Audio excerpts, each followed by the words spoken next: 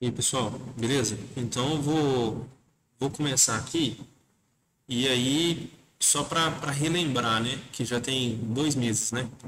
Então a ideia é a gente falar sobre Física 3 e aí a gente já fez essa parte aqui, inclusive já fez a avaliação, né? Essa parte que eu falo é de física dos fluidos, né? Então a gente falou sobre a estática dos fluidos, a dinâmica dos fluidos, que é a hidrodinâmica, e aí a gente ia começar a parte de termodinâmica. Então, é, hoje, o que é a minha proposta? A minha proposta é a gente relembrar as coisas. Então, eu vou passar sobre as notas de aula de fluidos, só para lembrar mesmo, porque dentro de fluidos a gente define o que é pressão, e aí pressão eu vou utilizar quando eu for falar de termodinâmica. E de temperatura, então, quando a gente entrar em termodinâmica, a gente começa definindo o que é temperatura, aí depois a gente fala sobre calor.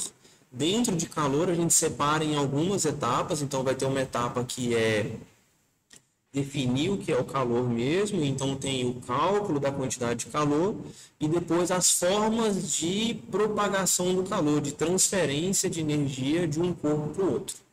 Então, a gente separa desse jeito, né? E tem também aqui no meio dilatação térmica, então tudo aqui dentro, né? E aí essa seria a segunda etapa, né? A segunda avaliação. Para a terceira, eu pensei em pegar essa primeira lei da termodinâmica, propriedade dos gases, segunda lei da termodinâmica e teoria cinética dos gases.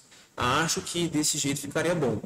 Essa outra parte aqui, se vocês se lembram, eu já tinha comentado que já seria difícil, né? Da gente conseguir chegar nelas, eu acho que agora fica um pouco mais difícil. Então vamos pensar em separar assim. E aí a gente vai conversando. Tudo bem. Então, o que é o esquemão, né? O que é o esquemão? As propriedades de um fluido. Então, o que é o esquema? A gente, só para relembrar mesmo, eu vou tentar passar um pouco mais rápido.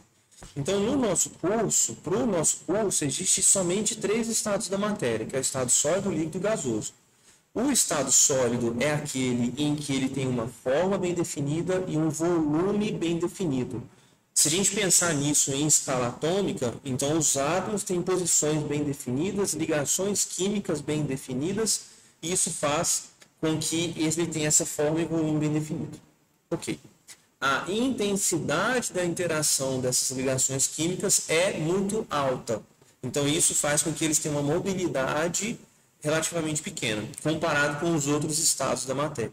O estado líquido é aquele em que essa intensidade da interação das ligações químicas ela já foi quebrada. Então ela é muito menos intensa. Então, quando tem uma proximidade desses átomos, eles formam uma ligação fraca e logo se quebram.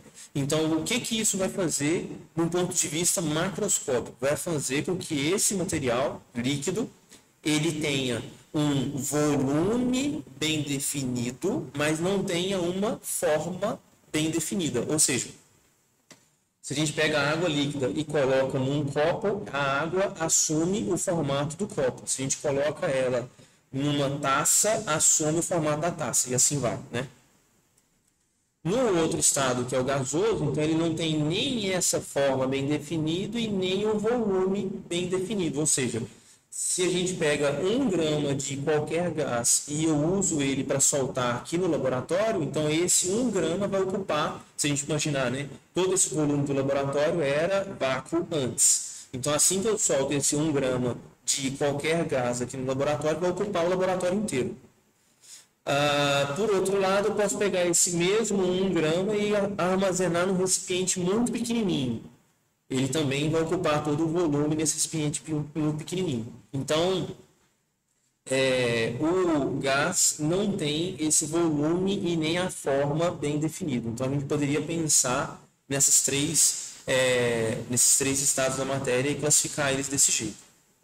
Então, se a gente vai falar sobre fluido, o que é fluido? Então, o fluido é aquilo que, quando aplicado uma força superficial paralelo à superfície desse material, as camadas dele, umas se deslocam sobre as outras. A gente chamou isso lá atrás de tensão de cisalhamento, é essa outra aqui embaixo, tensão de cisalhamento.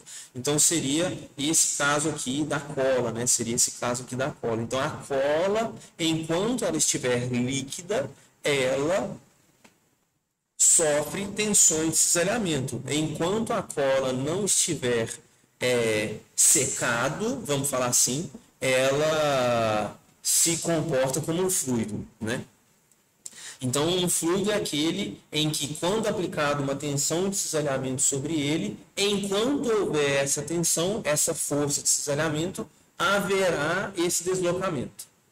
Então, e os outros? Os outros, se a gente pensar, por exemplo, num material sólido. No material sólido, se eu pensar na minha mão, por exemplo, na superfície que é a minha mão, quando eu tento passar a outra mão sobre ela, mesmo que eu empurre, não tem o deslocamento, né? Porque se tivesse esse deslocamento, eu ia estar arrancando a pele, a carne da mão, ia estar arrancando com tudo, um deslocando, né? Camadas deslocando umas sobre as outras. Então, isso não acontece, por exemplo, nesses sólidos.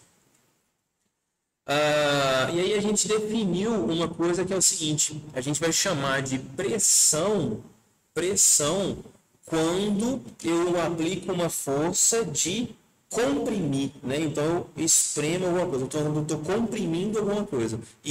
Ela é perpendicular à superfície, né? E para dentro dessa superfície. Essa vai ser a pressão.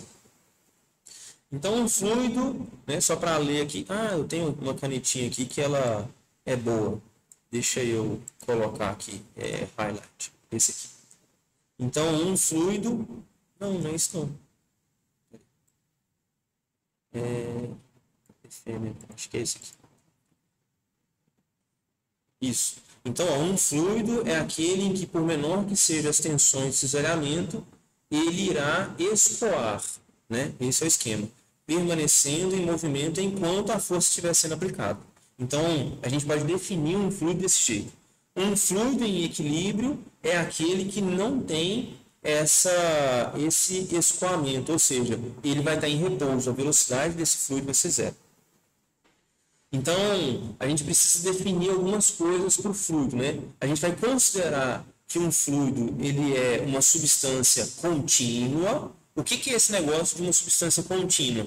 É aquele em que a gente não vai olhar para os átomos, ou seja, é grande o suficiente para a gente não considerar as interações interatômicas, mas é pequeno o suficiente para a gente conseguir imaginar um elemento infinitesimal. Então a ideia é essa.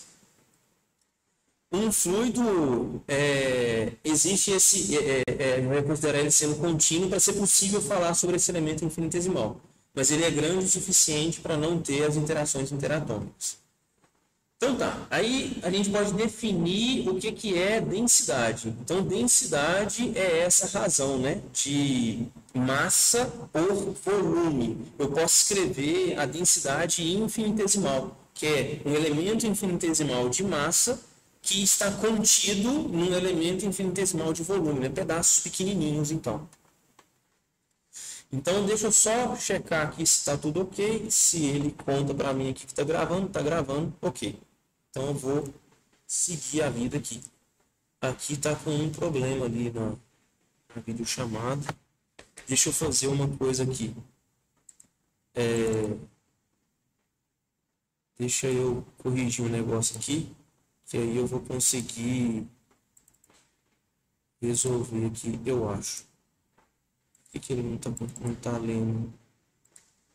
Tá, deixa eu fechar esse negócio e abrir de novo. Sim, deixa eu adicionar esse aqui. Okay. Beleza. E aí agora eu consigo me colocar aqui no cantinho e eu consigo mexer e vocês veem, né? Não que seja importante, mas pode ser que fica menos ruim, né? Então, densidade é isso, né? Massa por volume, a gente pode falar nessa densidade infinitesimal. Lembrando que infinitesimal é aquele em que é grande o suficiente para a gente não olhar para os átomos. Tudo bem. Então, vamos considerar dois tipos de força. Dois tipos de força. Uma delas é o que a gente vai chamar de forças volumétricas, são aquelas que atuam em todo o volume do material, e forças superficiais, são aquelas que atuam em camadas, né, na superfície de um material. Então, por exemplo, né, se lembrar lá de Física 1, né, tem muito tempo já, lá de Física 1, a força normal é uma força superficial, né, é a reação da superfície a aplicar uma força sobre essa superfície. Força de atrito é uma força superficial. E aí, então, aqui também tem os nomes, né? A tensão, a força normal, que eu tinha falado, pode ser também porções do mesmo material. Então, por exemplo, aqui no desenhozinho, seria como se a gente conseguisse imaginar que tem uma camadazinha aqui do lado de cima e uma outra camadazinha aqui do lado de baixo. E aí, então, essa superfíciezinha aqui separa essas duas camadas. E aí, então, sobre essa superfície, a camada 1 exerce uma força sobre a camada 2, a camada 2 exerce uma força sobre a camada 1, né? Então, é sobre essa força superficial que a gente está falando. Tudo bem. E a volumétrica é a gravitacional, a elétrica e tal. Considerando que a gente pode pensar, então vamos pensar no seguinte, vamos pensar que a gente tem esse copo com o fluido lá dentro dele, e aí imaginando que esse fluido é um líquido, né?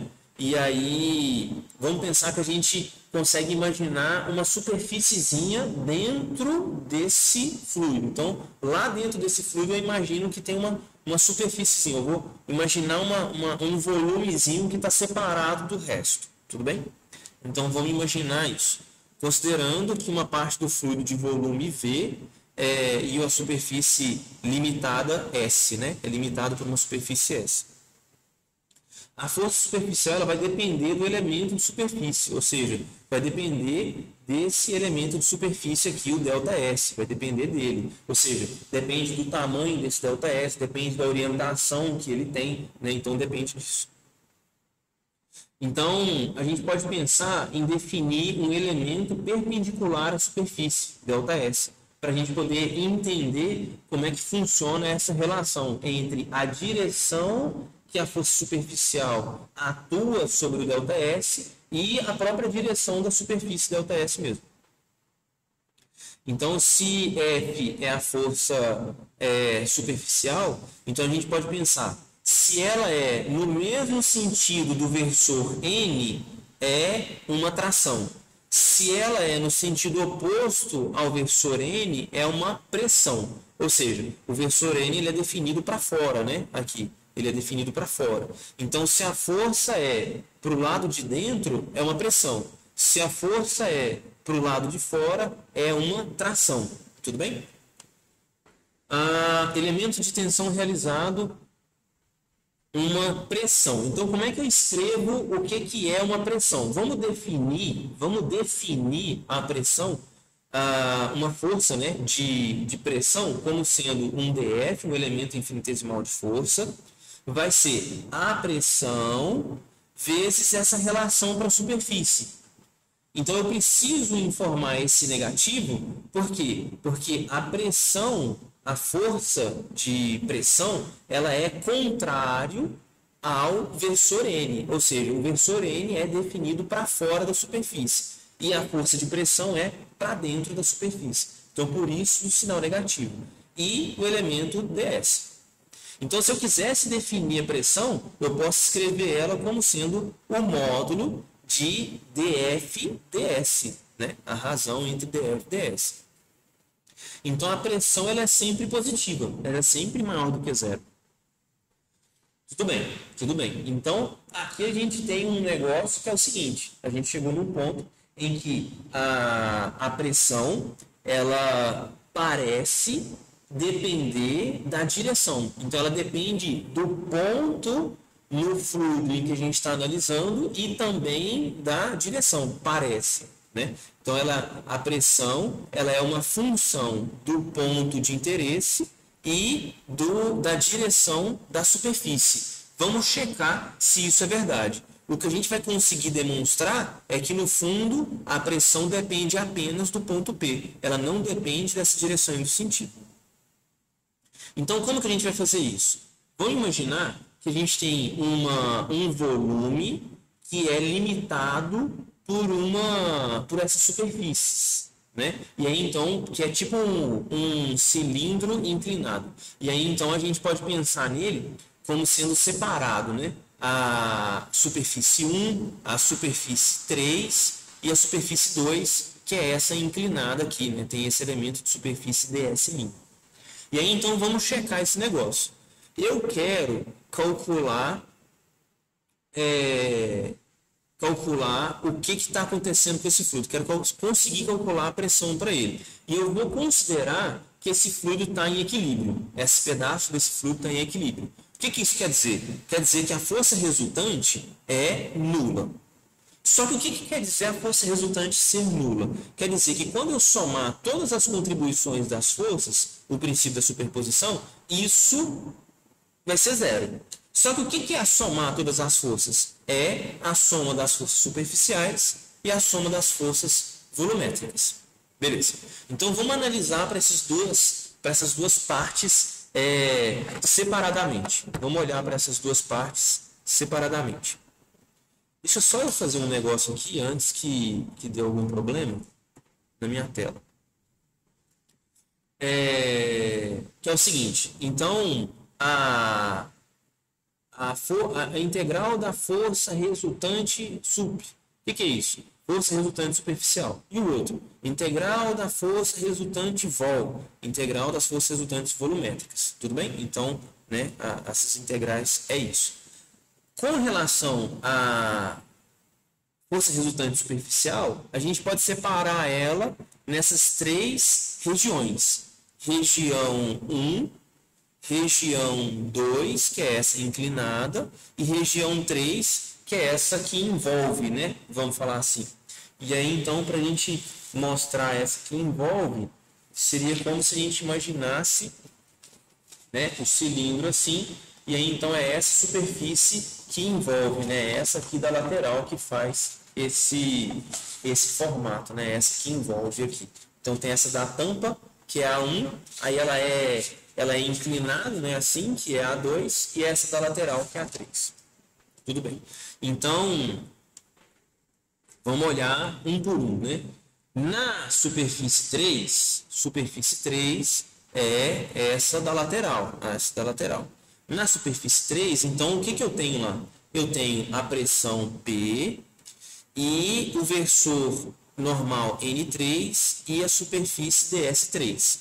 Então, o versor normal, ele é radial, né? Vamos pensar aqui. Então, a superfície 3, o versor perpendicular e para fora é radial no sistema de coordenadas cilíndricas, né? Para fora.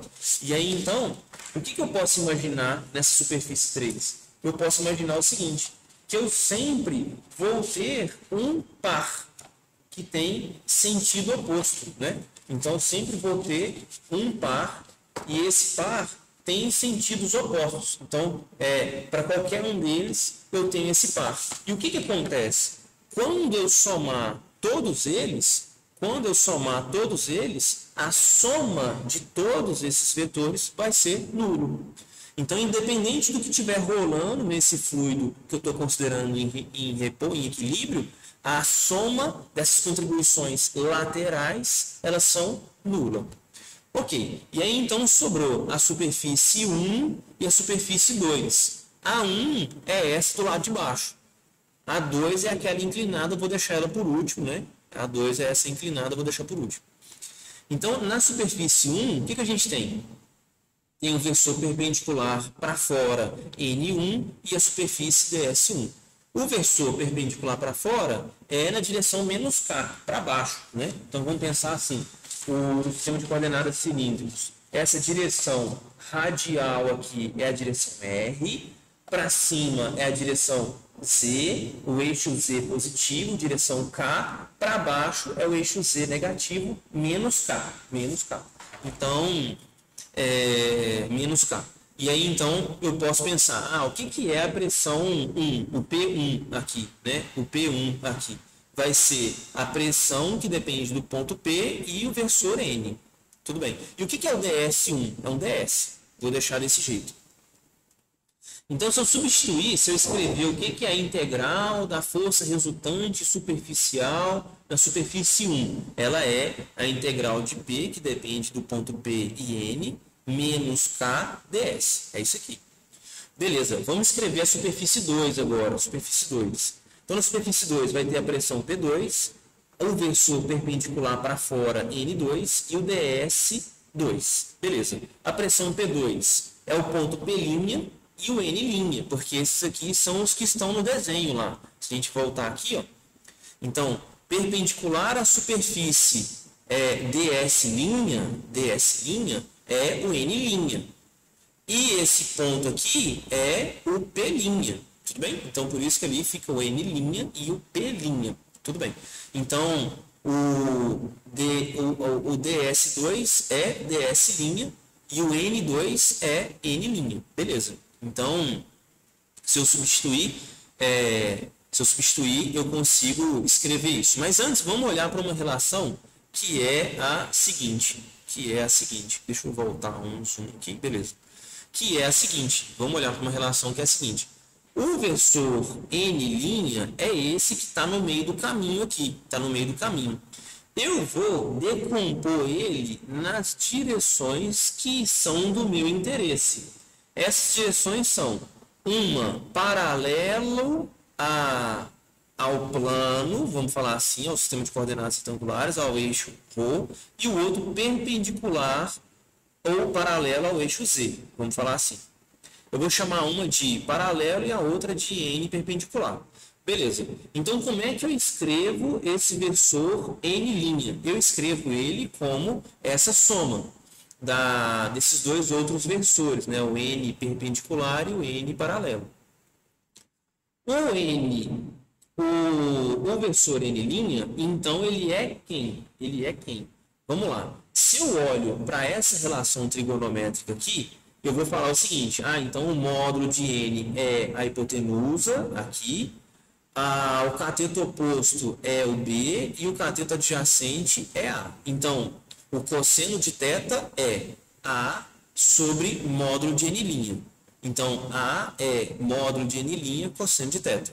E o B vai ser módulo de N' seno de θ. Qual que é o esquema aqui? O esquema é o seguinte, é que o módulo de um versor normal, o módulo de um versor, que é um vetor que tem módulo 1, é 1. Então, isso quer dizer o quê?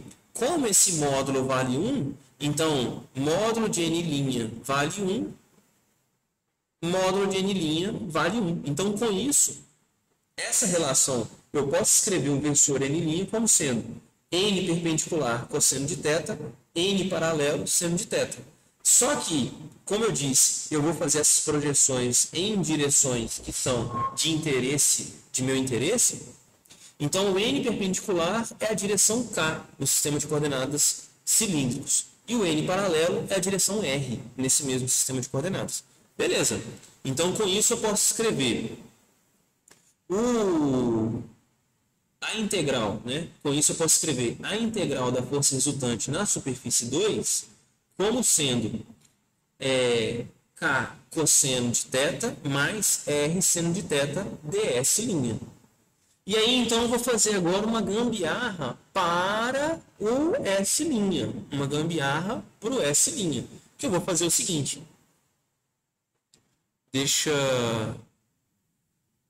Tá. E aí, aqui eu já analisei o seguinte, ó. A gente já analisou o que acontece com a integral na direção R. A gente já viu que ela é zero. Essa integral é zero. É o mesmo que a superfície 3, vocês se lembram? É o mesmo que a superfície 3 aqui, ó.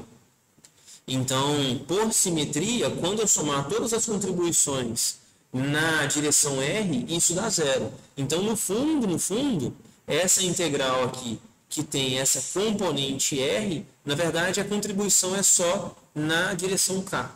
Tudo bem? E aí, então, vamos olhar agora para a relação entre as direções ds, entre as superfícies ds e ds'. E aí o que eu posso observar? Que eu posso falar que ds é o mesmo que ds' cosseno de θ. é o mesmo que o ds' cosseno de θ. Então seria como se eu fizesse essa decomposição aqui, né? A decomposição. Eu fizesse o sombreamento da superfície ds' sobre ds. A relação de uma para outra é o cosseno. Então, o que acontece? Essa relação aqui, ds cosseno de θ, ds' cosseno de θ, desculpa, é o próprio ds. Com isso, eu consigo escrever que a integral da superfície 2, da força resultante da superfície 2, é menos P no ponto P'N' na direção K ds. Então, quando eu junto todo mundo agora, eu tenho essa relação aqui no finalzinho. Eu tenho essa relação, ou seja, quando eu somo a integral da superfície 1 com a superfície 2, isso é.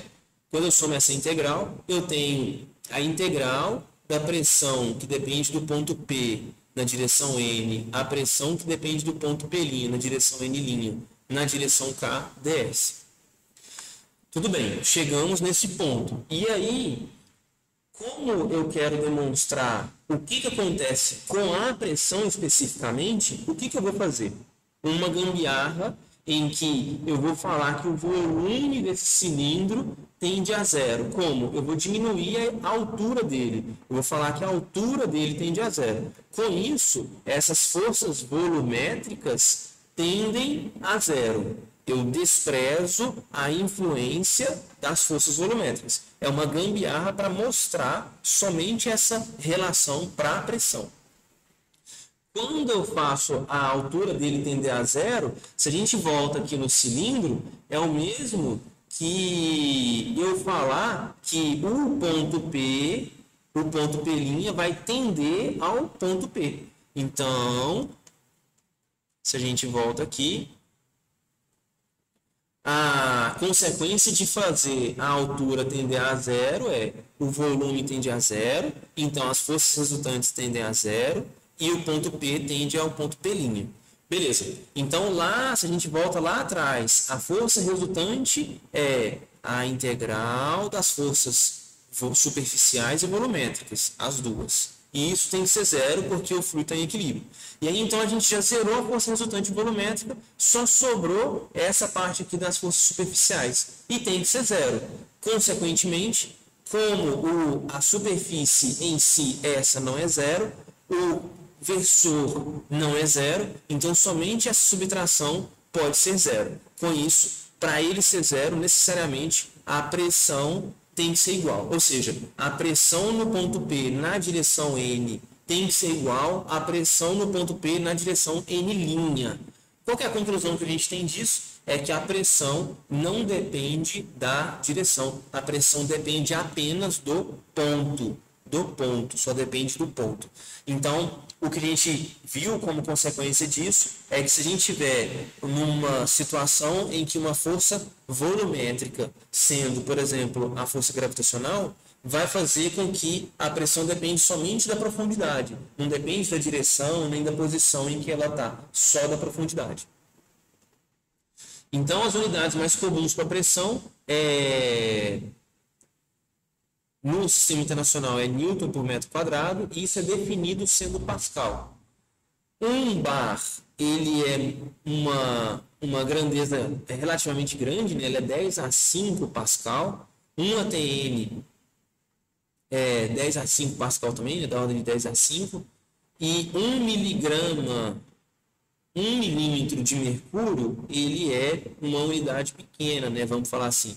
Ele é 1,3 vezes 10 a menos 3 ATM, ou seja, seria como se fosse 10 a 2 Pascal, né? Da ordem de 10 a 2 Pascal.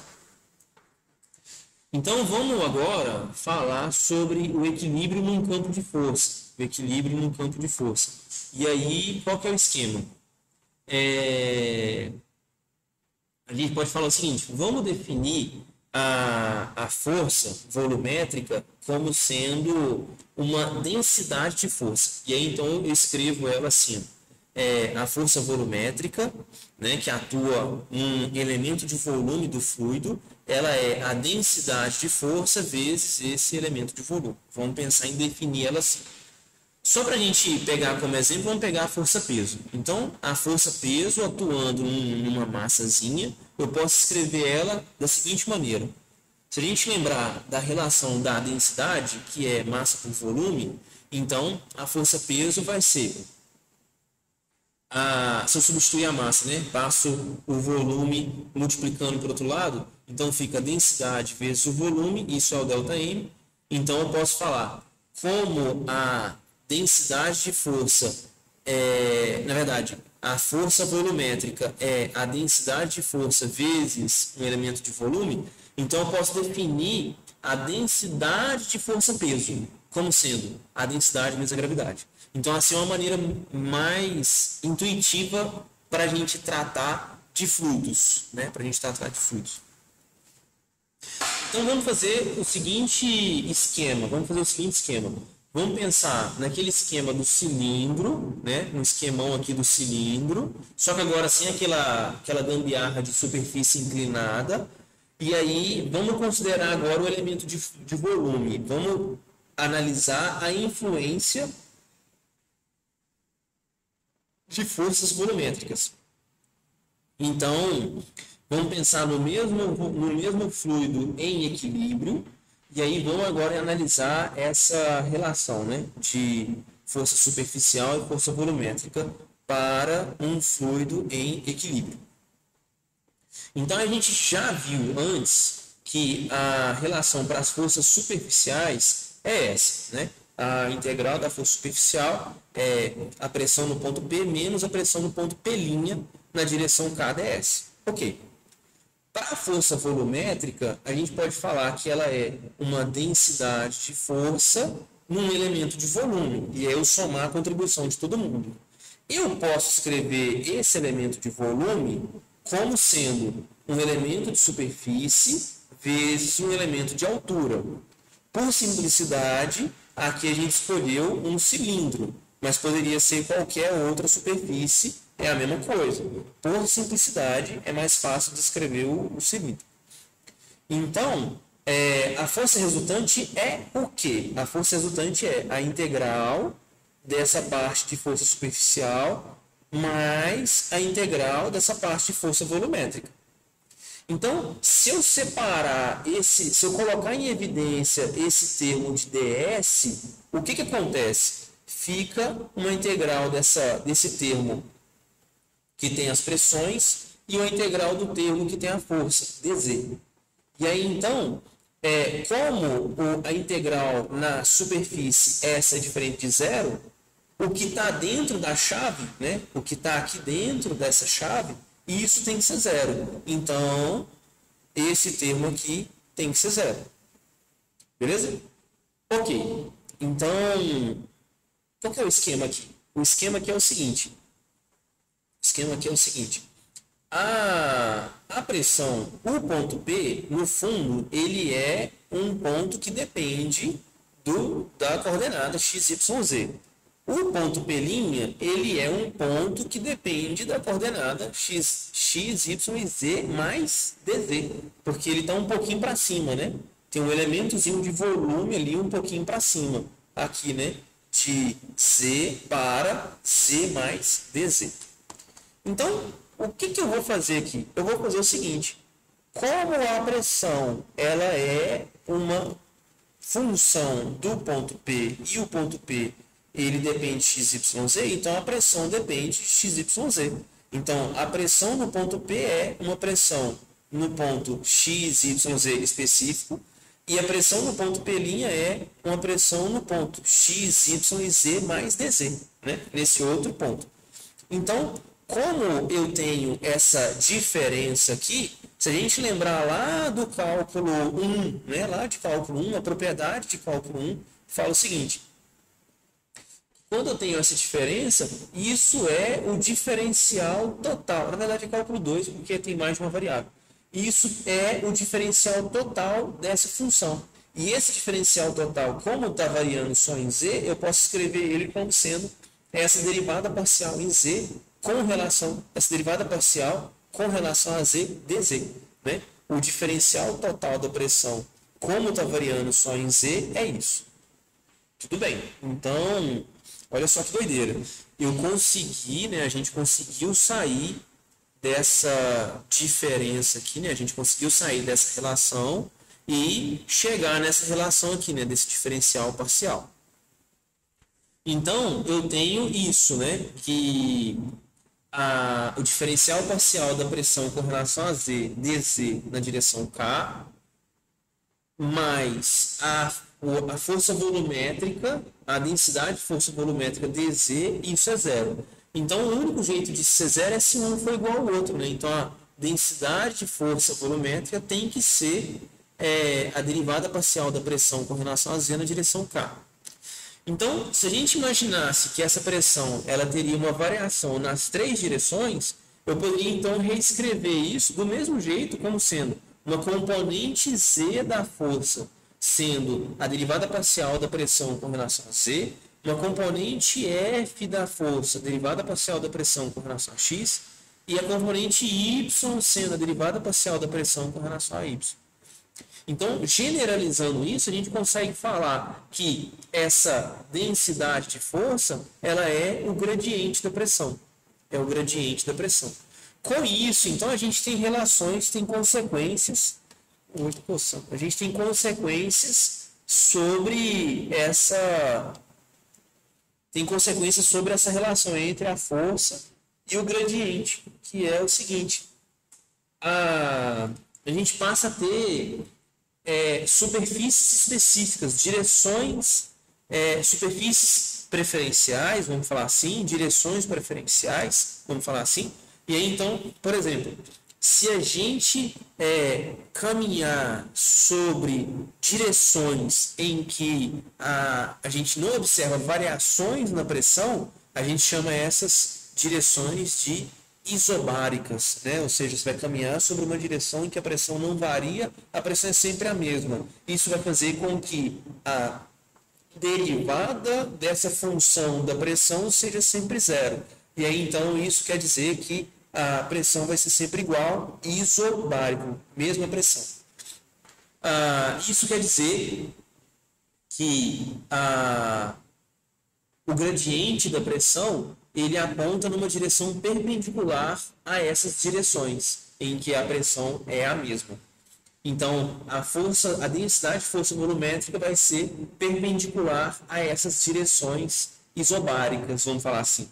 E aí, então, isso quer dizer que essa direção de máximo crescimento da pressão é paralelo à densidade de força, né? Então, o vetor ele é paralelo a essas direções de máximo crescimento, paralelo à densidade de força. Por exemplo, se a gente imaginasse a força-peso, que é a massa vezes a gravidade, né? A gente já viu que pode escrever a densidade de força-peso como sendo a densidade do fluido vezes a gravidade ali, né, local. Então, se a gente resolve esse exemplo para o fluido num campo gravitacional que esteja em repouso, e aí então a gente vai imaginar que esse fluido ele é incompressível. O que isso quer dizer? Quer dizer que a pressão ela é sempre constante, né? Quer dizer que a pressão é constante. O ar aqui tá ligado, tá dando energia. Então isso quer dizer o quê? Isso quer dizer que eu posso escrever a força, né, a densidade de força volumétrica, a densidade de força gravitacional, como sendo a densidade vezes a gravidade. A gravidade é na direção menos z, porque eu defini isso aqui no sistema de coordenadas. Então, é menos z. Daí, se a gente quiser encontrar uma equação matemática para a pressão, como eu já tenho a equação matemática para a densidade de força, eu consigo fazer isso. Vamos resolver esse caso, então. Então, no fundo, eu tenho, né, se eu passar o dz para o outro lado multiplicando, né, vamos falar assim, ou multiplicar dos dois lados por esse elemento dz, eu vou ter a integral, não, na verdade, o dp, né, a integral da variação infinitesimal da pressão, e isso vai ser igual a menos ρ vezes módulo de g dz. Beleza, a integral de dp é a própria variação da pressão, E do outro lado, como a densidade e a gravidade são constantes, então vai ser a própria variação de Z, né? E aí então a gente define uma coisa aqui que é essa altura, né? Que é essa altura. Que aí a gente vai chamar isso, né? A gente vai chamar essa relação de Z0 menos Z de H, e aí a gente vai passar a escrever a pressão numa dada profundidade como sendo P0 mais ρ de H. Essa vai ser o que a gente vai chamar de lei de Estevam. E aí, então, nesse fluido, quando a altura vale zero, quando esse H vale zero, a gente tem um negócio que é o seguinte, a gente vai chamar de P0 a pressão que corresponde à superfície livre desse fluido, ou seja, a superfície que está em contato com outro fluido, no caso, a pressão atmosférica. Tudo bem? E aí, então, seria a pressão do fluido na altura zero, ou seja, na superfície dele. E aí, só para a gente relembrar, o que seria esse conceito de pressão atmosférica? A pressão atmosférica é a força de compressão que todo o ar que está acima da superfície da Terra exerce sobre a superfície da Terra, né? Então, a relação entre energia potencial em um campo conservativo e a pressão, né? O que a gente viu é que essas duas equações eu consigo, de alguma maneira, escrever uma sendo equivalente à outra, mudando apenas por uma constante. Então, a equação da pressão e a equação da energia potencial gravitacional, elas devem ser semelhantes. Elas devem ter as mesmas superfícies equipotencial ou isobárica, tem as mesmas direções e as mesmas direções de máximos crescimentos também, né? Tem essas relações. Aqui é um exemplo, eu vou pular esse exemplo porque a gente está só revisando. Então, aplicações dessa hidrostática, né? Vamos falar assim. Então, uma das primeiras aplicações é esse princípio de Pascal, né? Que, se a gente imaginar num fluido estático, né? Num fluido em repouso, todo ele tem que ter força resultante igual a zero. Então, o que isso quer dizer? Que a pressão nesse ponto tem que ser igual à pressão em outro ponto qualquer. Tem que ser a mesma coisa.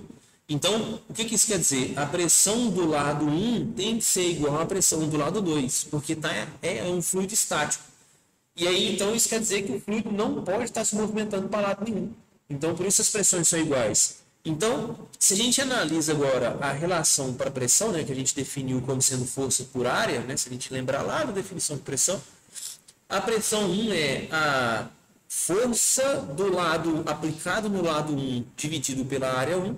A pressão 2 é a força aplicada do lado 2 dividido pela área 2.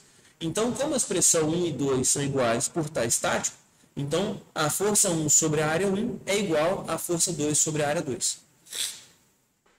Com isso, esse é o princípio de Pascal.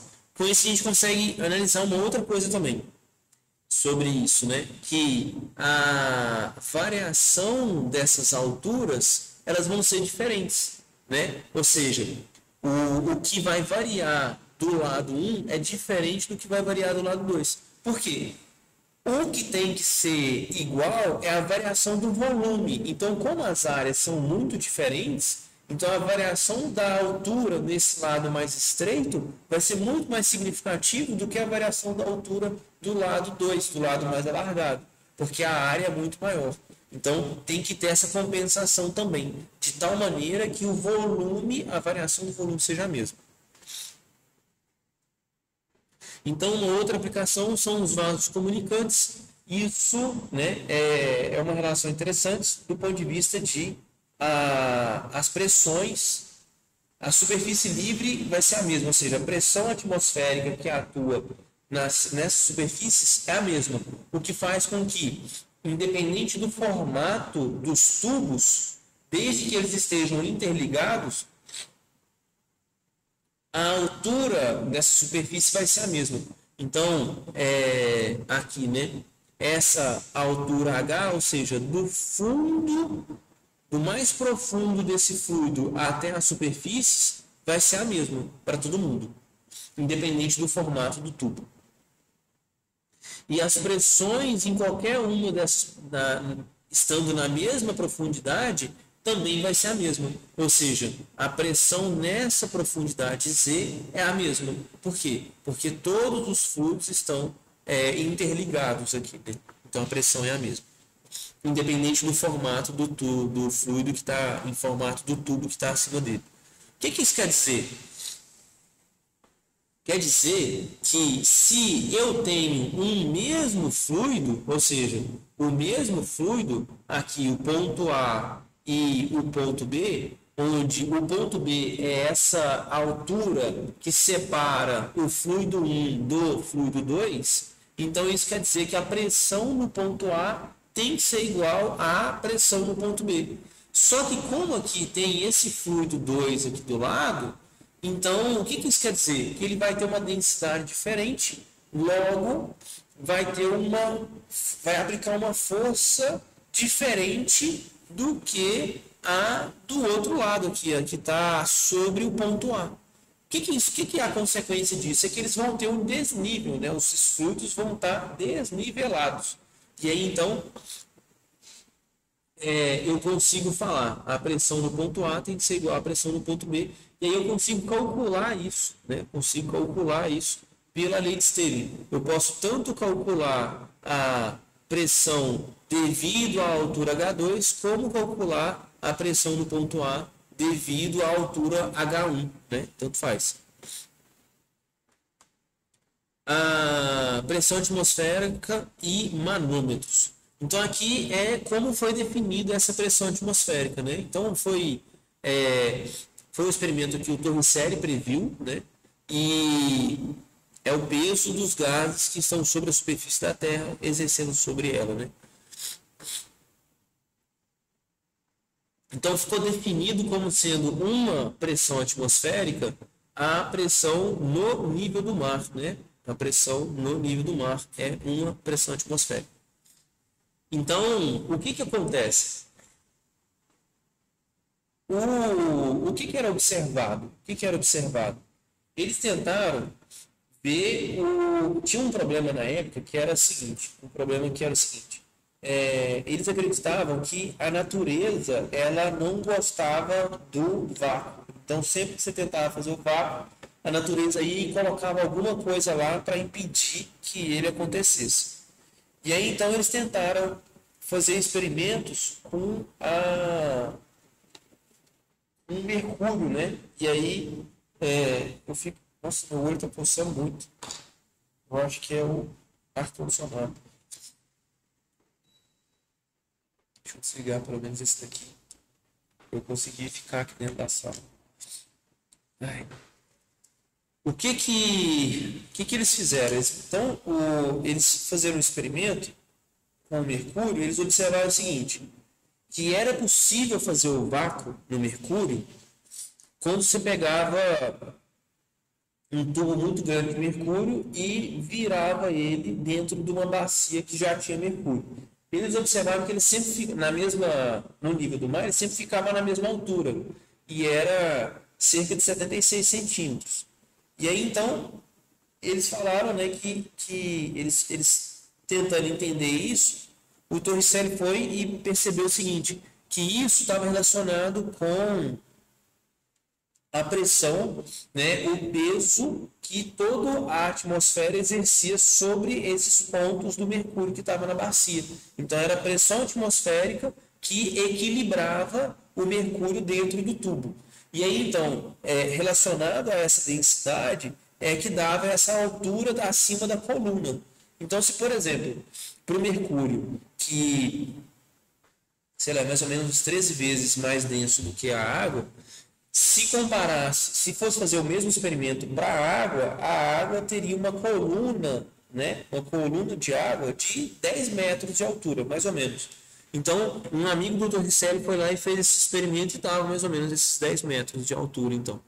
E aí, então, se observou que nessa região, né, onde ficava entre o mercúrio essa região que ficava vazia aqui, né, para dar esses 76, né, então era como se fosse um tubo de 1 metro, então ele descia 24 centímetros, né, mais ou menos.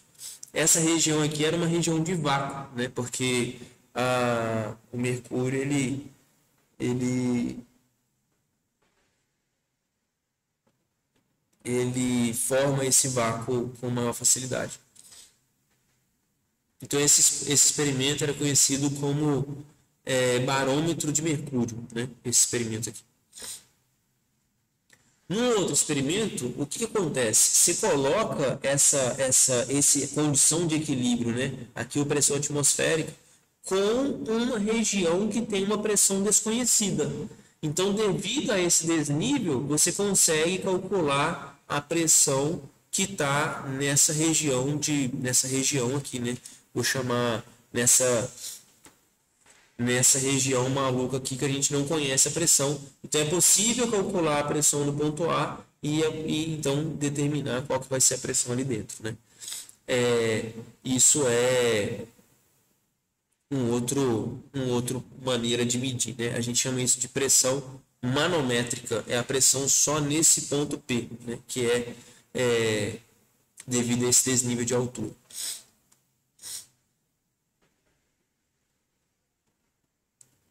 Aqui, a pressão manométrica é a diferença de pressão entre esses dois pontos, né?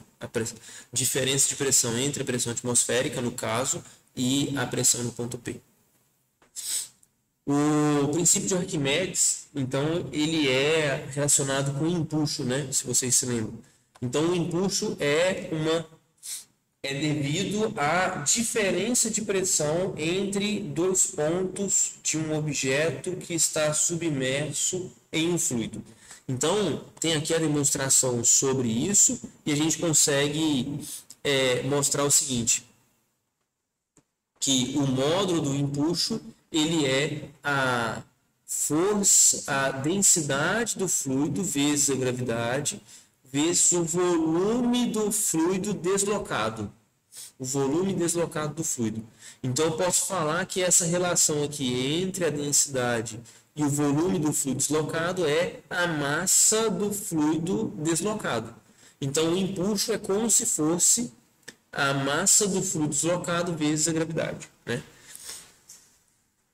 E aí, então, a gente tem relações para esse empuxo. Se o empuxo é maior do que a força-peso, quando a gente mergulhar esse objeto dentro do fluido, o empuxo vai empurrar ele para a superfície do fluido e aí então vai fazer com que ele fique uma parte fora do fluido e a outra parte dentro do fluido, para que seja possível entrar em equilíbrio.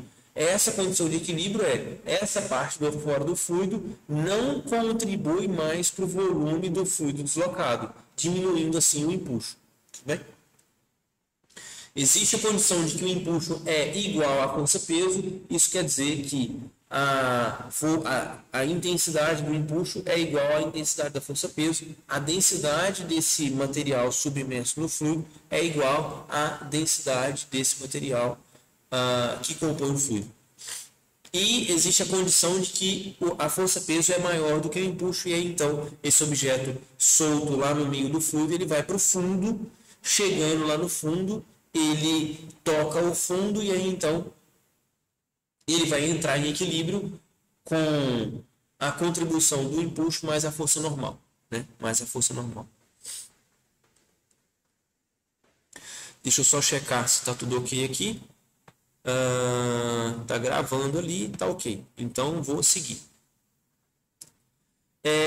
Na hidrodinâmica, qual que é o esquema da hidrodinâmica? Na hidrodinâmica, o grande esquemão da hidrodinâmica é a gente falar que a gente não está interessado em descrever equações de movimento, igual a gente fazia lá na cinemática, na física 1, né? O que era a equação de movimento? Você analisa uma partícula e aí então vê ela se deslocando, né, na medida que o tempo passa, e aí então monta funções horárias desse movimento na medida que o tempo passa. E aí então a gente tem uma equação para posição, uma equação para velocidade e uma equação para aceleração, né? Uma equação para cada um.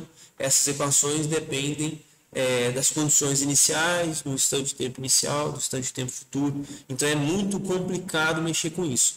Em vez de fazer isso, a gente considera que esse fluido, né, que as partículas passam por uma região, passam por um ponto, e quando elas passarem por esse ponto, elas possuem uma velocidade específica.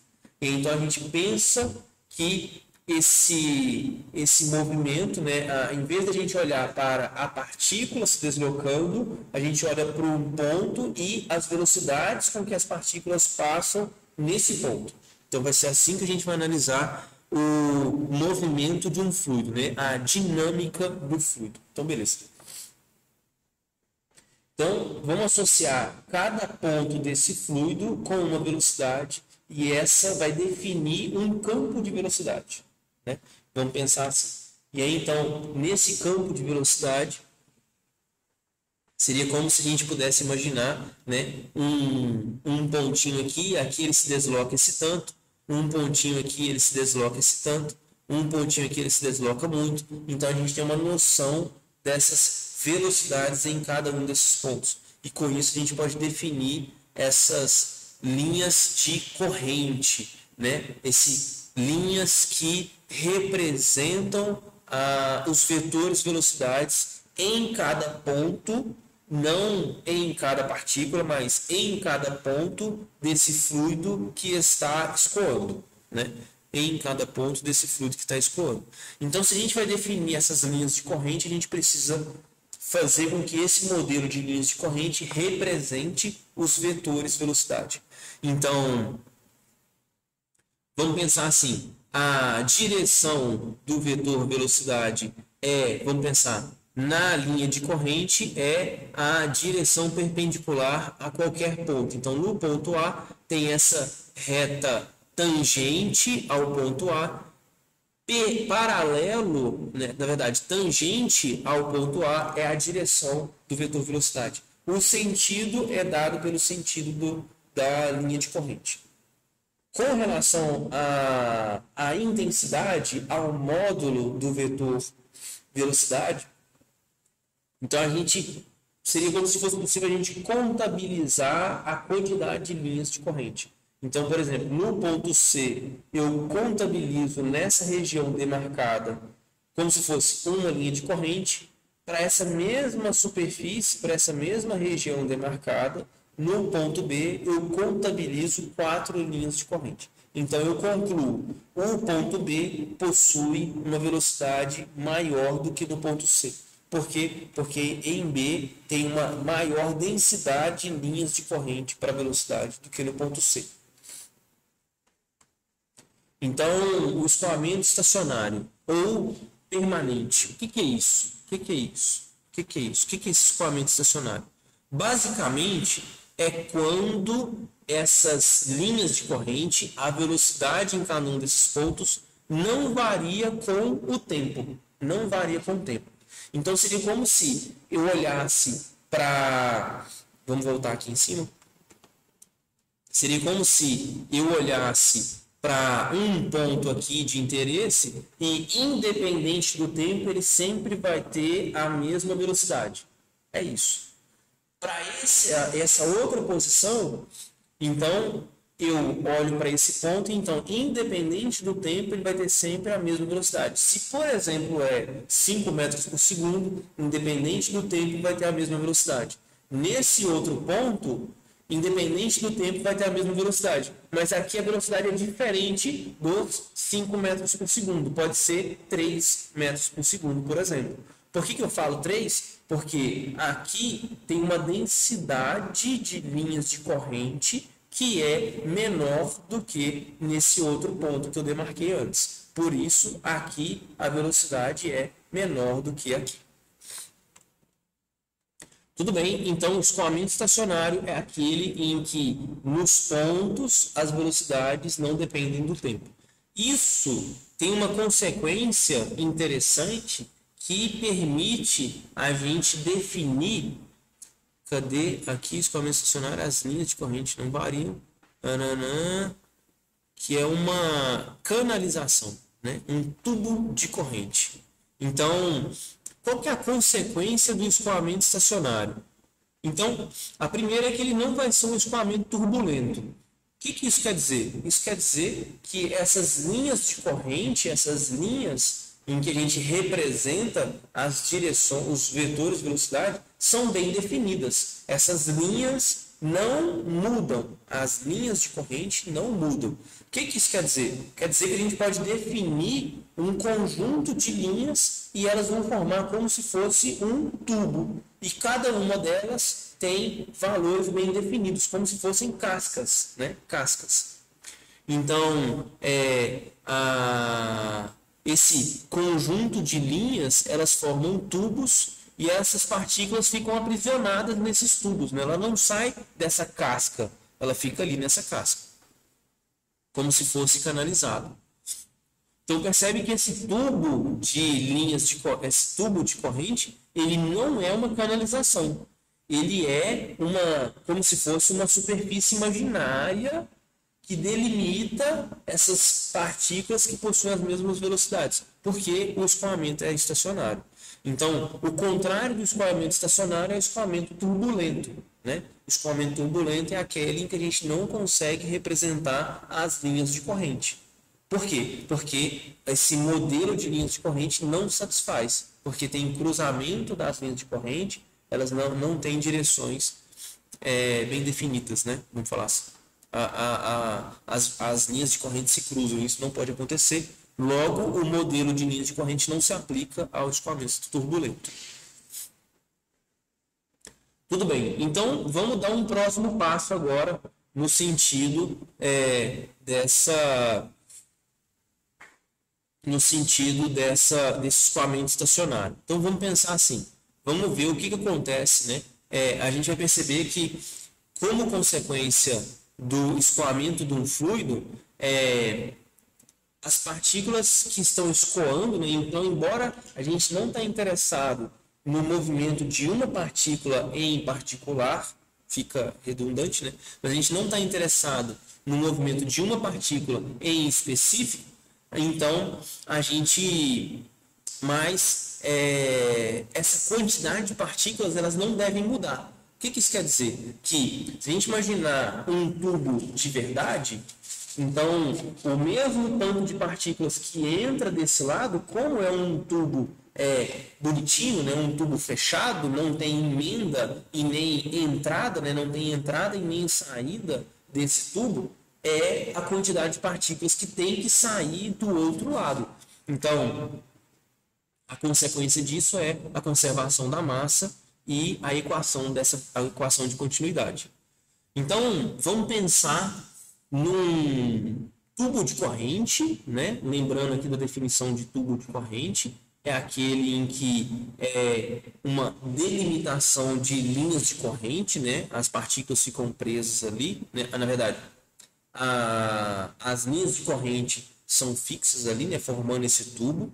E aí, então, se a gente imaginar que ele tem uma secção reta, que é uma área A, e que uma quantidade de massa ΔM entra nele, né?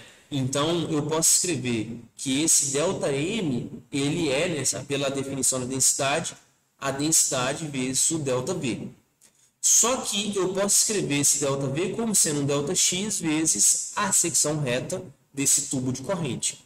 Então, se eu dividir a massa, né, o ΔM, por um intervalo de tempo, eu tenho a seguinte relação. O ΔM sobre ΔT vai ser a densidade vezes o ΔV sobre ΔT, a variação do volume nesse intervalo de tempo, e isso vai ser o ΔX sobre ΔT. Só que se a gente lembrar lá atrás, ΔX sobre ΔT é velocidade média, né? É velocidade média. Então eu posso falar que esse ΔM sobre ΔT também pode ser escrito como sendo a densidade do fluido vezes a velocidade com que as partículas estão escoando nesse tubo, né? Lembrando que esse tubo é aquele em que tem as velocidades com as mesmas linhas de corrente. Então, vezes a área, que é a secção reta desse tubo.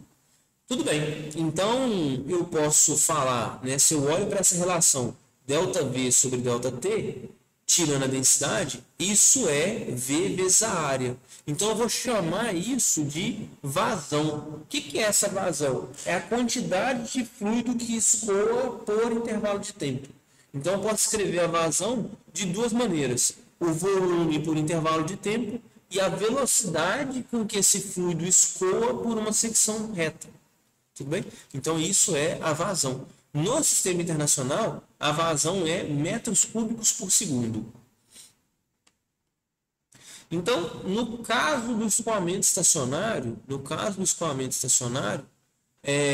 vale eu lembrar que essa... Opa, eu fui para o negócio errado.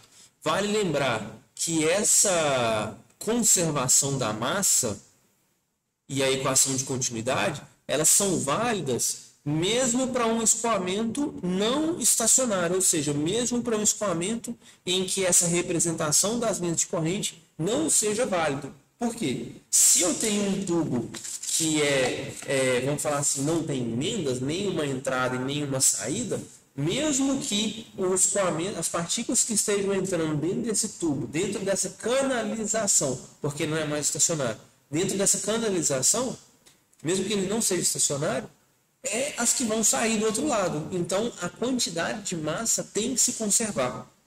A continuidade, né, a ideia de que o fluido é contínuo também tem que se conservar. Né? Então, também tem que ser possível escrever isso. Então, independe se é um fluido com escoamento estacionário ou não. Então, vamos considerar agora, no caso particular do escoamento estacionário, o que é o esquema? O que é uma relação direta disso? Então, a gente poderia pensar, a mesma quantidade de massa que entra desse lado, que tem uma secção reta A1, é o que tem que sair do outro lado, que tem uma secção reta A2. Então, o ΔM1 tem que ser igual ao ΔM2.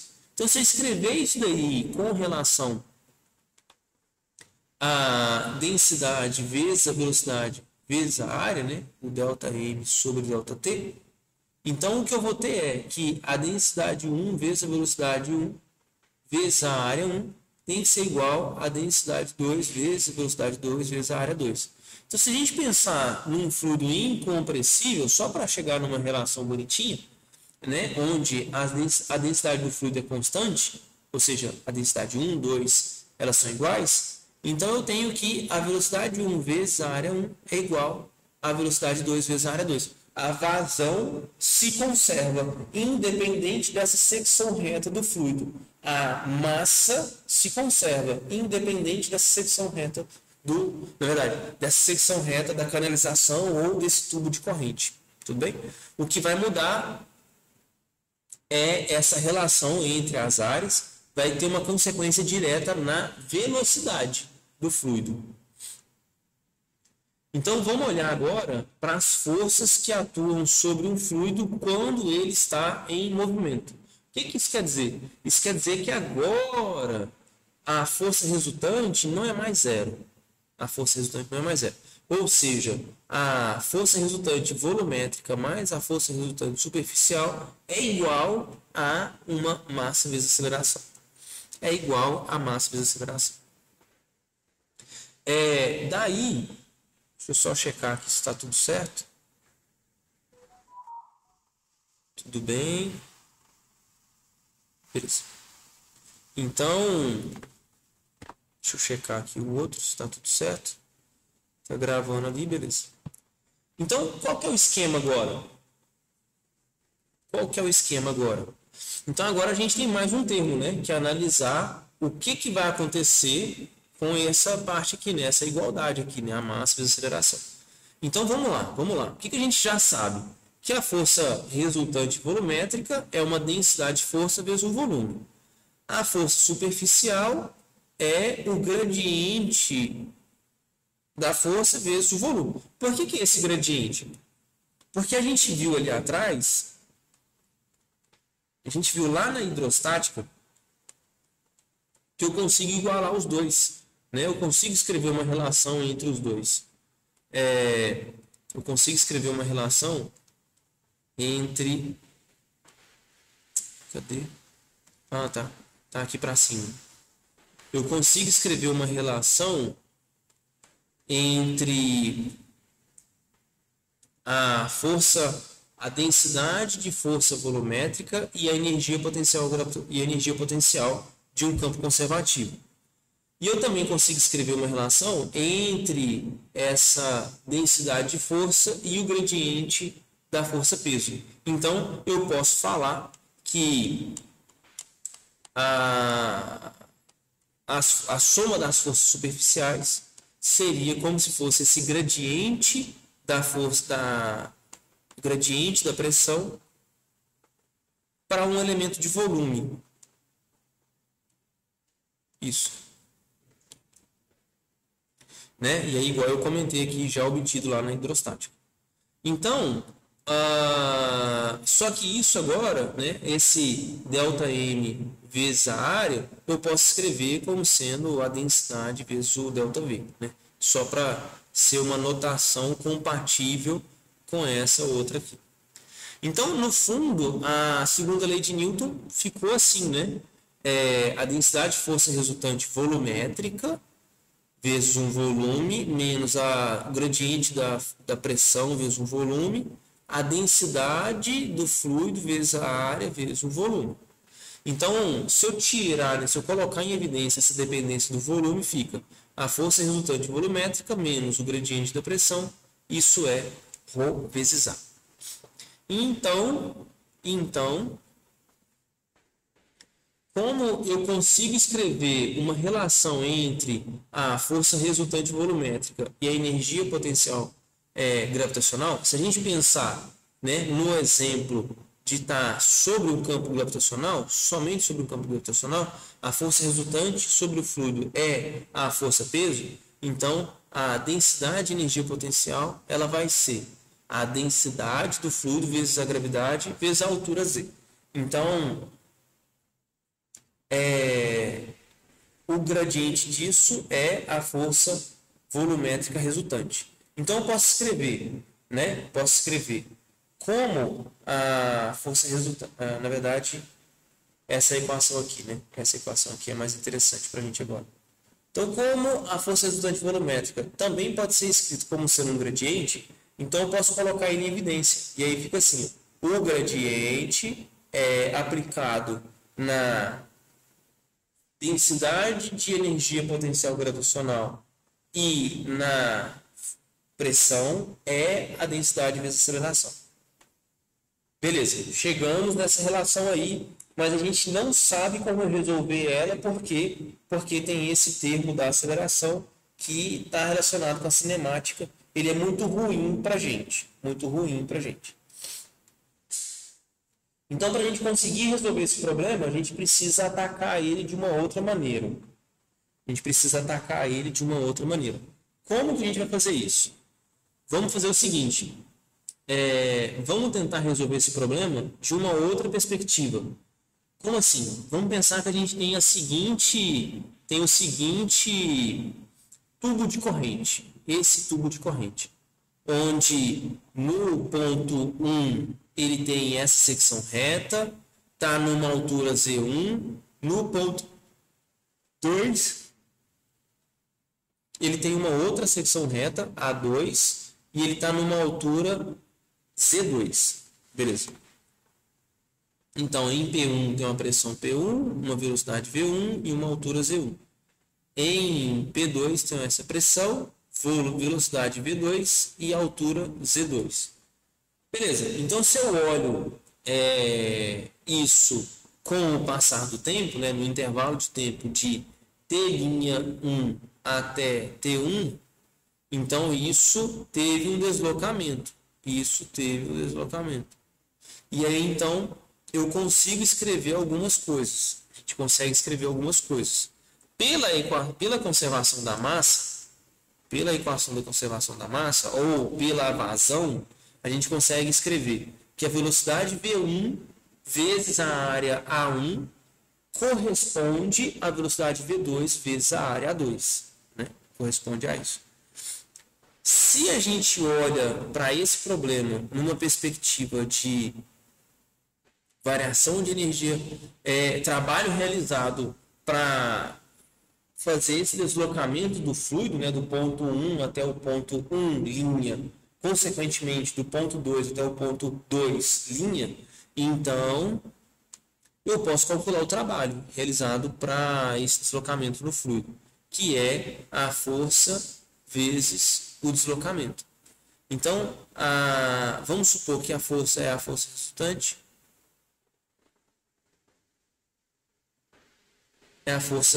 resultante, desculpa. Então, o que é a força resultante mesmo? A força resultante é a densidade vezes aceleração. Mas ela também é esse gradiente maluco aqui. Né? Também é esse gradiente maluco. E o que é o DL? O que é o DL? O DL é um caminho qualquer aqui, um caminho qualquer. Então, eu posso fazer esse produto escalar aqui, né? Vou fazer ele da maneira, assim, pensando da maneira mais geral possível. Vamos trocar esse H por Z, por simplicidade. E aí, então, o que fica? Fica assim, né? Desse lado da igualdade, né? A integral de ρ a escalar dl, e do outro lado da igualdade, a integral desse termo dl, escalar dl. Então, do lado esquerdo, que tem ρ vezes a aceleração vezes o dl, eu posso trocar a aceleração pela velocidade instantânea. E aí, usando a informação da velocidade da aceleração instantânea, a equação da aceleração instantânea, usando a informação da velocidade instantânea, a gente consegue escrever o seguinte: a escalar dl é o mesmo que dv dt escalar dl, que é o mesmo que eu escrever dv vezes l dt, que é o mesmo que eu falar que dl dt é dv. Então, é dv escalar v. Beleza. E aí, então, resolvendo esse termo, fica assim, né? Uma integral de v escalar v. Então, mesmo que a gente pensa nos módulos, né? Pensa nas componentes, a gente consegue escrever que o resultado dessa integral vai ser integral de... o resultado dessa integral vai ser v ao quadrado sobre 2, então fica v2 ao quadrado sobre 2, v1 ao quadrado sobre 2. Mesmo se a gente decompor esses módulos, Tudo bem. Então, se a gente olha agora para o lado esquerdo da equação, para o lado direito, desculpa, se a gente olha para o lado direito da equação, tem isso, né? A integral desse termo aqui, dl, escalar dl. Só que o que é esse negócio? Né? O que é essa integral aqui? Então vamos olhar para isso com um pouco mais de cuidado, né? Só para a gente ver. Então, a integral de uma função qualquer que depende de x, y, z, dl, é isso daqui, né? Então aqui eu abri o gradiente. Então é a derivada parcial de f com relação a x na direção y, derivada parcial de f com relação a y na direção j, de f com relação a z na direção z. E escalar o dx, dy, dz na direção i, j, k. Então, se eu faço o produto escalar, fica assim, né? Fica assim. Df dx parcial dx, df dy parcial dy, df dz parcial dz. E isso é o diferencial total de f. Diferencial total de f. Se eu olho, então, para isso, né? Então, o gradiente de P dl vai ser o diferencial total de P. Se eu olho para esse outro termo, o gradiente de ρ vezes g vezes z, ele é o mesmo que o diferencial total desse termo, ρ vezes g vezes z. Então, quando eu resolvo essas integrais, no fundo ela vai ser o diferencial de P e o diferencial d rho g z. Então, resolvendo essas integrais, é simplesmente as integrais nos limites. Então, vai ser P2 menos P1, rho gz2 menos rho gz1, né? Os resultados dessas integrais. Então, agora, juntando todo mundo, a gente chega nessa equação grandona, né? De um lado tem termos que dependem da velocidade, do outro lado termos que dependem da pressão e da posição. Tudo bem? Então, o que a gente observa é que eu posso separar os termos que dependem da posição 1 dos termos que dependem da posição 2. Então, são duas posições diferentes nesse fluido, mas são posições que estão sobre a mesma linha de corrente. Tudo bem? A mesma linha de corrente. Ou seja, a gente poderia imaginar que a partícula que passa na posição 1, ela vai passar lá na posição 2. Tudo bem? Vai passar por lá. Porque a linha de corrente é a mesma, embora as posições sejam diferentes. Então, eu consigo observar que esse termo grandão, né, Rho vezes V2 mais a pressão no ponto 2 mais Rho vezes G vezes Z2, isso se conserva. Isso é igual a Rho vezes módulo de V1 ao quadrado sobre 2, mais a pressão no ponto 1, mais Rho vezes G vezes C1. Isso vai ser o mesmo sobre qualquer ponto nessa linha de corrente. Tudo bem? Qualquer ponto nessa linha de corrente. Então, se a gente olha para as aplicações da hidrodinâmica, a primeira delas é a equação de Torricelli. E o que o Torricelli faz? Qual que é o experimento do Torricelli? Ele imagina vamos supor, uma caixa d'água grandona que tem um furo na lateral dela, né? Um buraquinho na lateral dela. E o que ele observa? Que a velocidade de escoamento nessa região, né, onde é a abertura da caixa d'água, é muito pequena com relação à velocidade de escoamento, né, no ponto O aqui, né, próximo dessa boca onde vai sair o fluido.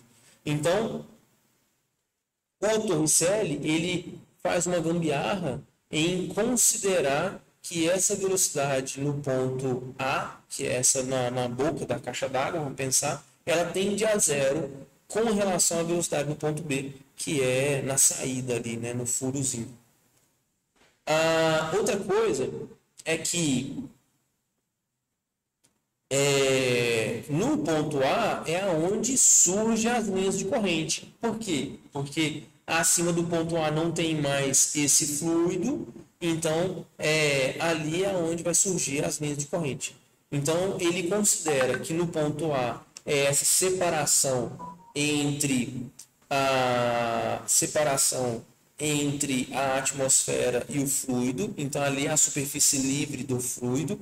No ponto B, ele faz com que esse formato da saída do fluido, a saída do fluido aqui, tenha a mesma pressão que no ponto A, né? Tenha a mesma pressão que no ponto A.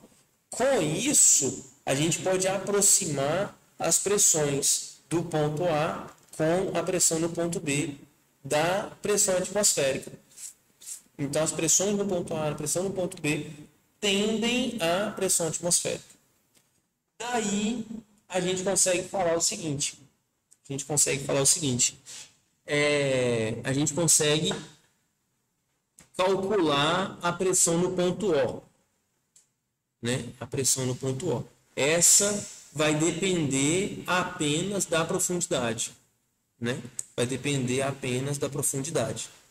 E aí, então,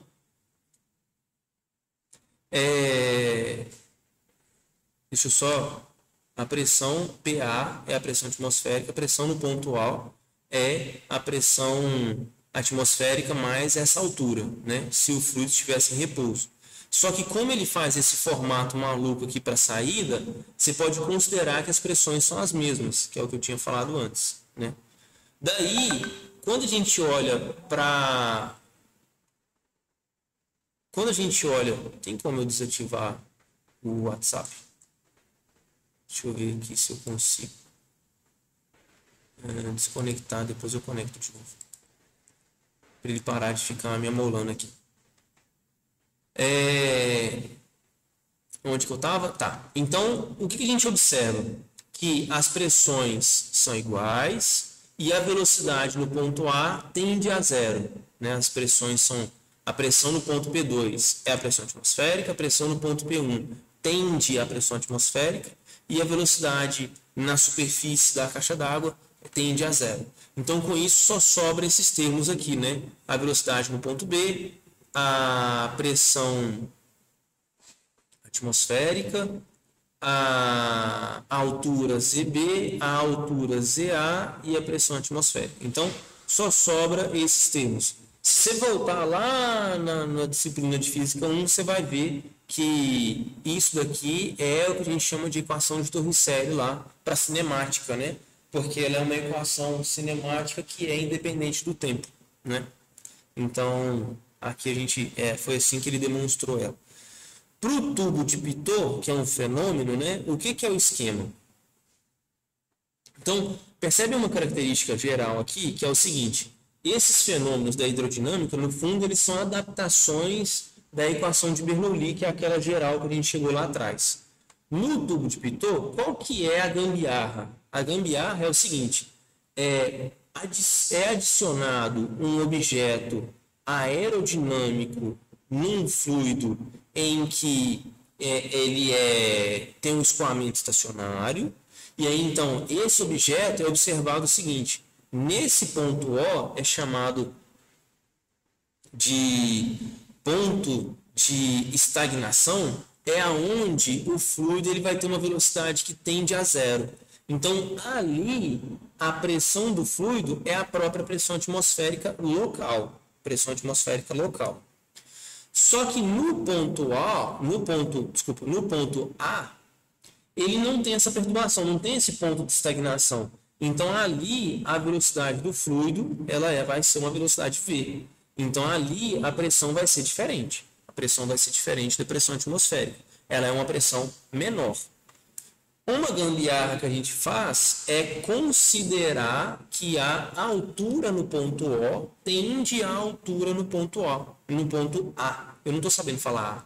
Tende à altura no ponto O, no ponto A. Ou seja, essa diferença de altura entre o ponto O e o ponto A é desprezível. Então, se a gente olha para a equação de Bernoulli, a velocidade V2, velocidade no ponto O, no ponto A é V, a velocidade no ponto O é zero, a pressão P2 é PA e a pressão P1 é a pressão atmosférica. E então, a gente chega nessa relação aqui, né? Chega nessa relação em que a pressão P0 é igual à pressão PA mais esse termo, ρ vezes a velocidade ao quadrado sobre 2. Eu posso falar que a diferença de pressão está relacionada com essa velocidade. Então, se eu tiver um método para calcular a diferença de pressão, eu consigo determinar a velocidade do fluido, né? Por exemplo. Então, uma das maneiras de calcular isso é com esse manômetro diferencial, né? Chamado de pressão dinâmica, que eu consigo calcular essa diferença de pressão pela diferença de altura, né? Pela diferença de altura. Aqui o manômetro diferencial. Eu consigo calcular o ΔP. Mas percebe, o fenômeno do tubo de Pitot é essa diferença de pressão que surge devido à diferença de velocidade do fluido. Tudo bem? O cálculo da diferença de pressão basta se acoplar um manômetro nesse objeto hidrodinâmico aqui, né? Então aqui, por exemplo, é como a gente resolveria isso acoplando esse manômetro diferencial, né? Então, como a pressão no ponto O é a pressão no ponto A mais ρ vezes a velocidade ao quadrado no ponto A dividido por 2, eu posso falar que a diferença de pressão P0 menos PA é a densidade do líquido aqui dentro vezes a gravidade vezes a altura do líquido. Tudo bem? A altura do líquido. Então, isso daqui, essas informações são do líquido, né? A diferença de pressão é com relação ao líquido. E aí, então, se eu substituo essa diferença de pressão na equação, eu chego que a velocidade no ponto A é raiz quadrada de 2 vezes a densidade do líquido, a gravidade, vezes a altura do líquido, dividido pela densidade do fluido que tem velocidade VA. Tudo bem? Do fluido externo, vamos falar assim.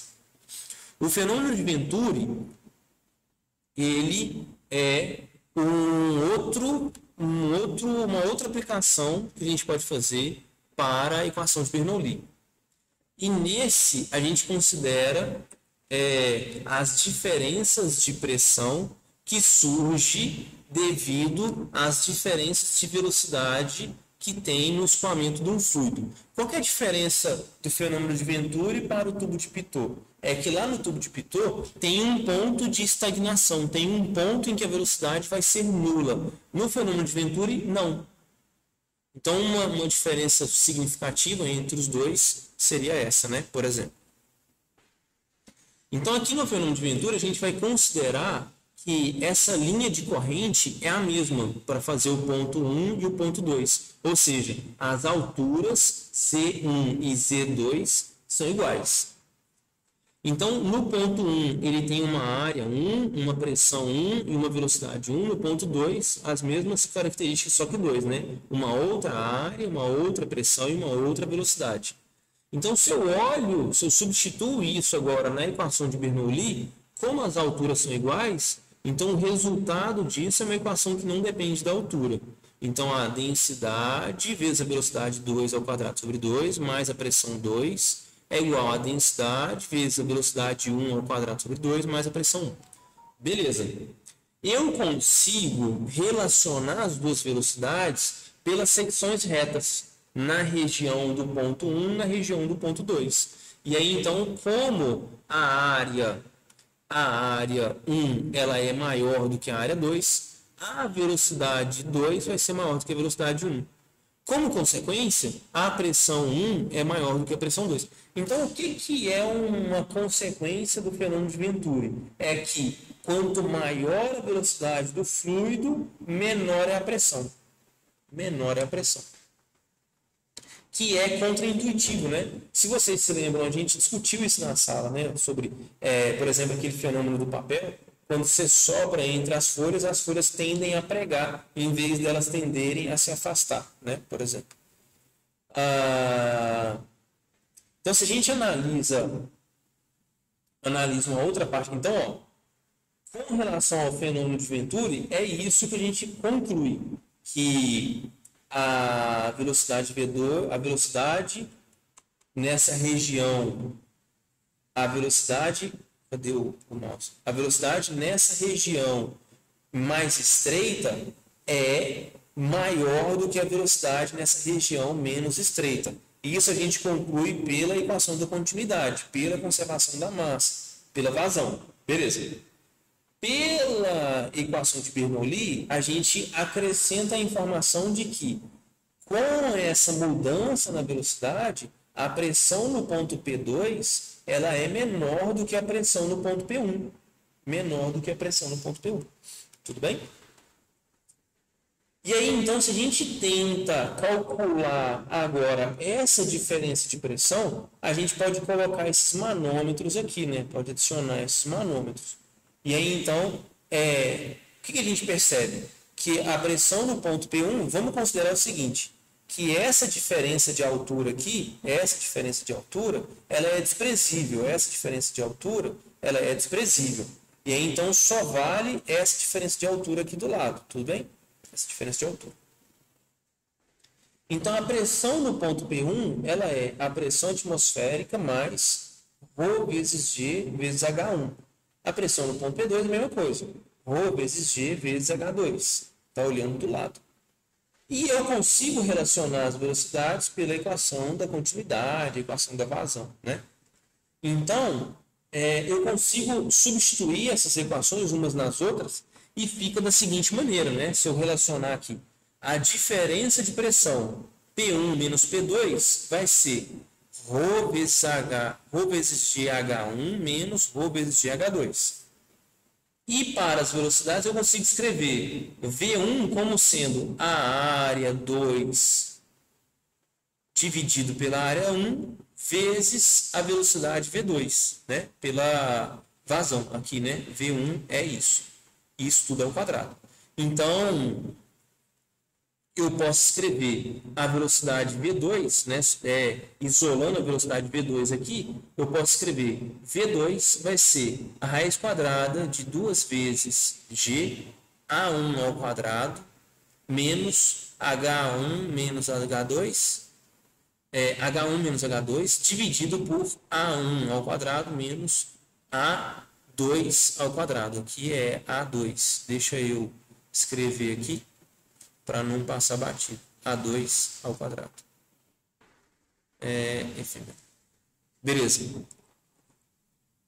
Então, daqui eu consigo calcular a velocidade V2, depois eu conseguiria voltar e calcular a velocidade V1, e eu consigo determinar essa diferença de pressão também, por conta desses manômetros que foram acoplados. Lembrando, esses manômetros acoplados servem simplesmente para dar esse subsídio, essa forma de determinar a diferença de pressão. Mas o fenômeno de Venturi é essa consequência da equação de Bernoulli, na verdade, essa consequência do fluido em um escoamento que faz com que, quanto maior a velocidade do fluido, menor a pressão. Tudo bem? E aí, então, com relação à hidroestática e hidrodinâmica, seria isso. E aí a gente chega na termodinâmica. Aqui, se vocês se lembram da combina que eu fiz com vocês, eu combinei da seguinte maneira. Vamos combinar da gente fazer 3 horários. 3 horários de 45 minutos é 2 horas e 15. 2 horas e 15? 2 horas e 15. E aí, para não ficar quebrado, aqui tem 1 hora e 40, mais ou menos. 1 hora e 37, 1 hora e 40 de vídeo, mais ou menos. Vamos fazer assim, para não ficar quebrado, e aí a gente fechar essa revisão, deixa sendo desse jeito, e aí na próxima aula a gente chega com termodinâmica, né? Na quarta-feira a gente chega com termodinâmica e segue a vida daqui, tudo bem? Vamos fazer assim para não ficar esse negócio mais quebrado, pode ser? Fica estranho fazer essa pergunta, né? Vocês só vão ver depois, mas tudo bem. Então eu vou parar por aqui, porque aí a gente finaliza essa revisão, né? Discutiu pelo menos, relembrou o que a gente tinha visto aí para trás. Beleza, então vou parar aqui a gravação. Valeu, até!